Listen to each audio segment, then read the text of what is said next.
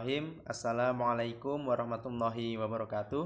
Teman-teman santri Madin, kembali lagi bersama saya Ustadz Muhsin di mata pelajaran tarikh. Nah, di mata pelajaran tarikh kemarin kita sudah membahas tentang kelahiran Nabi Muhammad SAW hingga beliau menikah dengan Khadijah binti Khuwailid.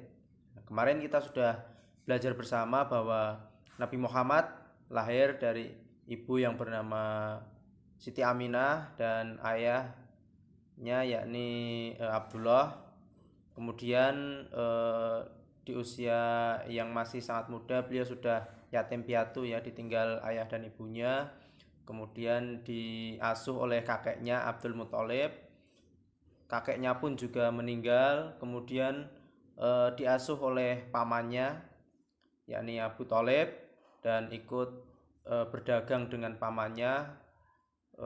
Kemudian di usia yang hampir 25 tahun bekerja kepada Khadijah binti Khuwailid ya, menjualkan barang dagangannya. Kemudian di usia 25 tahun beliau menikahi Khadijah. Kemudian setelah beberapa tahun bersama Khadijah ya, sebelum usia 40 tahun beliau merasa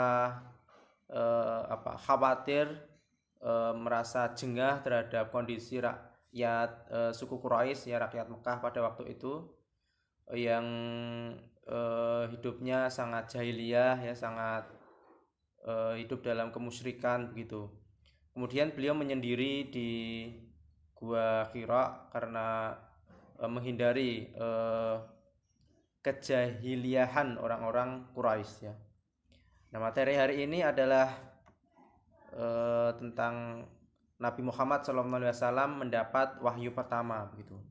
Nah, dalam ketika usia Rasulullah mendekati 40 tahun ya, beliau lebih senang mengasingkan diri gitu. Jadi sudah kita bahas kemarin, itu dilakukan karena memikirkan ya rusaknya moral kaum Quraisy yang penuh dengan kejahiliahan dan kemusyrikan gitu. Nah, dengan berbekal makanan ya, roti dari gandum dan air ya, pada waktu itu beliau pergi ke Gua Hira. Gua Hira ini sebuah gua di Bukit Jabal Nur ya, yang jaraknya kira-kira 2 mil atau 3 km dari kota Mekah. Beliau menghabiskan waktunya untuk beribadah, memikirkan keagungan alam sekitarnya dan kekuatan tak terhingga di balik alam. Jadi beliau memikirkan bagaimana alam ini sangat luar biasa begitu, seimbang gitu, ada hujan, ada laut, ada gunung, ada hewan, ada ikan yang berenang di laut gitu. Jadi semua ini tidak terbentuk dengan sendirinya, tetapi ada suatu kekuatan yang tidak terhingga di balik alam ini begitu. Kemudian pilihan beliau ini juga termasuk satu sisi dari ketentuan Allah atas diri beliau sebagai langkah persiapan untuk menerima urusan yang besar yang sedang menunggunya kemudian gitu. Kemudian Jibril turun membawa wahyu ya, ketika memasuki tahun ketiga ya dari pengasingannya di Gua Hira ya. Jadi di Gua Hira ini sekitar 3 tahun terus berlanjut gitu. Kebiasaan mengasingkan diri di Gua Hira ini berjalan selama 3 tahun gitu. Nah, tepatnya pada hari Senin tanggal 21 ya. Ini banyak versi, ada yang mengatakan tanggal 21, ada yang mengatakan tanggal 24, ada yang mengatakan tanggal 17 gitu. Banyak versi, wallahu a'lam gitu. Pada malam bulan Ramadan ya, dan bertepatan pada tanggal 10 Agustus tahun 610 Masehi, Allah mengendaki rahmatnya dilimpahkan kepada penduduk bumi dengan memberikan kemuliaan kepada Nabi Muhammad berupa pengangkatannya sebagai nabi dan menurunkan Jibril kepadanya dengan membawa beberapa ayat Al-Quran. Kemudian dalam hadis riwayat Bukhari dan Muslim, Aisyah radhiyallahu anha mengisahkan tentang kejadian malaikat Jibril yang menyampaikan wahyu pertama kepada Muhammad SAW. Aisyah ini berkata ya, jadi peristiwa awal turunnya wahyu kepada Rasulullah SAW ini diawali dengan ar-ru'yah as-sadiyah, as-sadiqah gitu, atau mimpi yang benar di dalam tidur.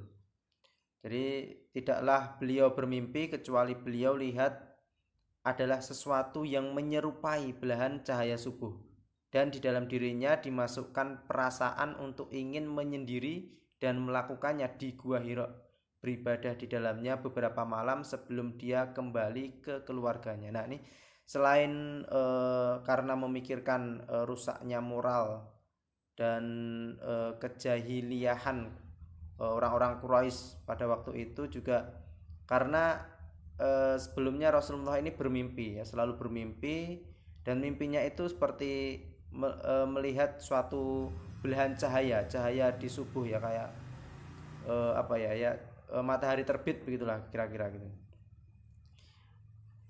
ya. Dan hal ini mendasari beliau untuk melakukan penyendirian di Gua Hira.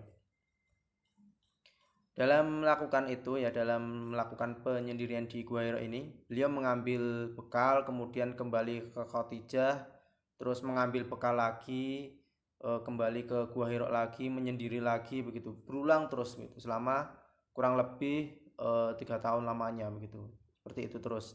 Kemudian suatu ketika ya di tanggal 21 Ramadan ya banyak versi tanggal ini, beliau saat berada di Gua Hira tersebut, beliau didatangi oleh seorang malaikat dan berkata, "Iqra, bacalah." Kemudian Muhammad menjawab, "Aku tidak bisa membaca."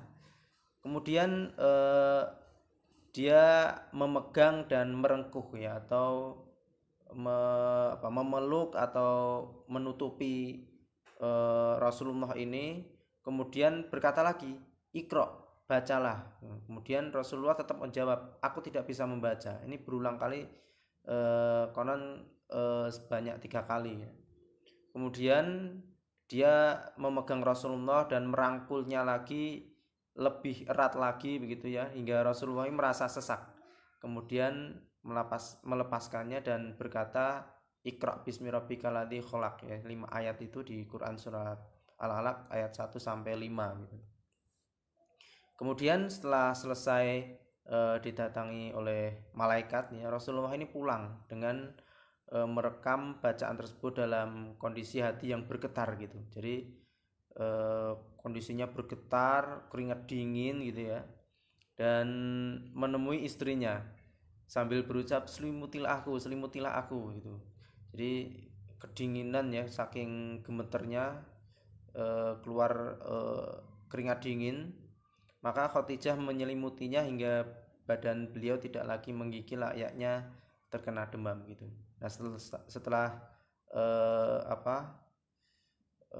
diselimuti, setelah redam ya gemetarannya itu, beliau berkata ke Khadijah, "Apa yang terjadi kepadaku?"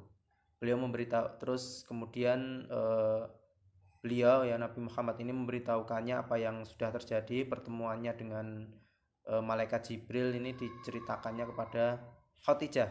Kemudian beliau bersabda, "Aku khawatir terhadap keadaan diriku sendiri." Jadi beliau khawatir apa yang menimpa beliau ini benar-benar menakutkan gitu ya, karena baru pertama kali dan suatu kejadian yang sangat luar biasa begitu. Kemudian Khadijah berkata, "Tidak, bergembiralah engkau, demi Allah selamanya tidak akan menghinakan engkau. Sesungguhnya engkau selalu menyambung tali persaudaraan, selalu menanggung orang yang kesusahan, selalu mengupayakan apa yang diperlukan, selalu menghormati tamu, dan membantu derita orang yang membela kebenaran." Jadi seperti itulah peristiwa Muhammad dalam menerima wahyu ya. Dari peristiwa inilah Nabi Muhammad menjadi Rasul, dan beliau menerima perintah menyampaikan serta mendakwahkan agama Islam ya, dan terus menerima ayat-ayat berikutnya setelah Quran surat Al-Alaq ya, dan menyebarkannya kepada umat beliau hingga sekarang gitu. Demikian materi tarikh pada hari ini. Sekian, apabila banyak kekurangan saya mohon maaf. Wassalamualaikum warahmatullahi wabarakatuh.